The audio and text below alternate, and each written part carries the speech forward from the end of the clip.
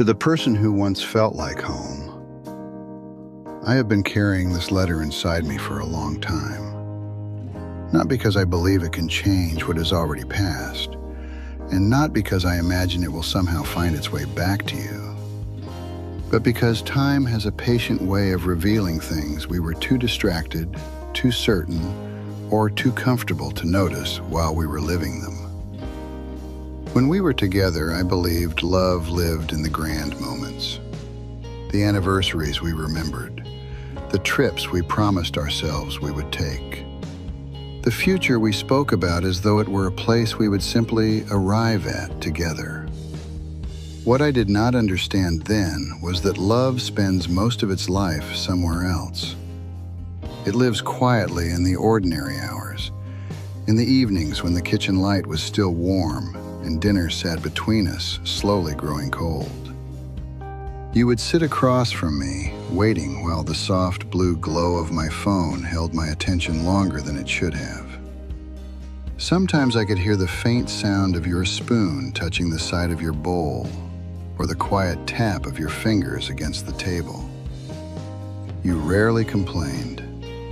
You would simply sit there for a while, turning your glass slowly in your hands, before asking almost gently, "Are you done?"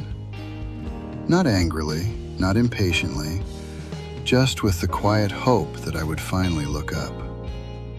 I remember saying, "1 second," and sometimes that second stretched longer than it should have.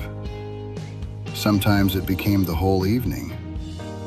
When it did, you would fall silent. At the time, I mistook that silence for patience. Now I know it was something far more fragile. It was the sound of someone slowly losing the belief that they were being heard. There were other evenings too, the ones where we sat side by side on the couch with the television murmuring softly in the background.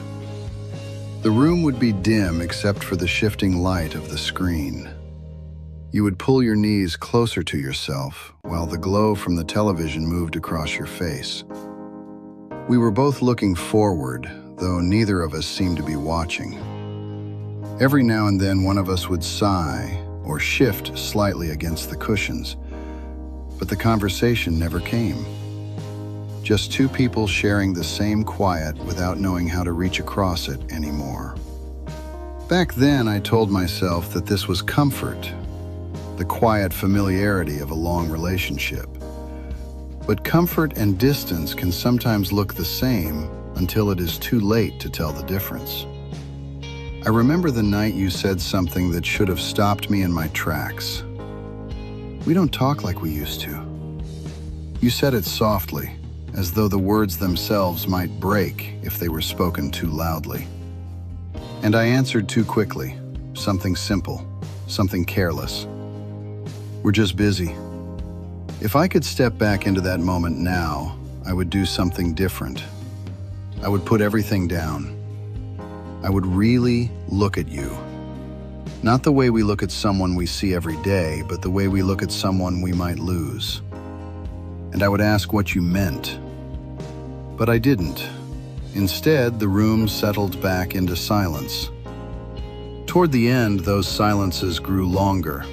Not the easy kind that comes from two people who understand each other without words. The heavier kind. The kind where even the smallest sound, the hum of the refrigerator, the distant traffic outside the window, seems louder than anything either of us can say. We lived in the same space, shared the same mornings, the same familiar routines. And yet it slowly began to feel as though we were standing on opposite sides of something invisible. I kept telling myself it would pass, that one day we would simply find our way back to the ease we once had. What I understand now is that closeness rarely finds its way back on its own. Someone has to reach first. And too often, I waited for that someone to be you. These days, I find myself remembering the small moments, the ones that seemed ordinary at the time. The conversations that ended too quickly. The pauses that stretched longer than they should have. The silences I chose not to notice because noticing them would have meant admitting something was wrong. I once believed love disappears in dramatic moments. Now I know it usually fades much more quietly than that. Love most often leaves in the conversations that never happen, in the words we think we will say tomorrow, and in the long stretches of silence where someone is hoping the other person will reach first. I am not writing this letter to change how our story ended. Some endings arrive whether we are ready or not. But I needed to say this somewhere. You were never asking for too much. You were asking to be seen, to be heard, to know that the person beside you was still reaching back. And I see that now. Wherever life has carried you, I hope you have found someone who notices when you grow quiet. Someone who understands that silence in a relationship is rarely empty.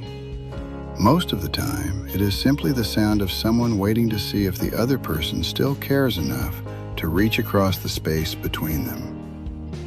There was love in our life, real love. I just didn't understand then how fragile the quiet parts of it were. The small pauses at the table, the questions asked softly, the silences that were really just invitations waiting for someone to answer. Sometimes I still hear your voice asking, "Are you done?" I only wish I had understood those moments while they were still ours to protect. From the one who understands, too late.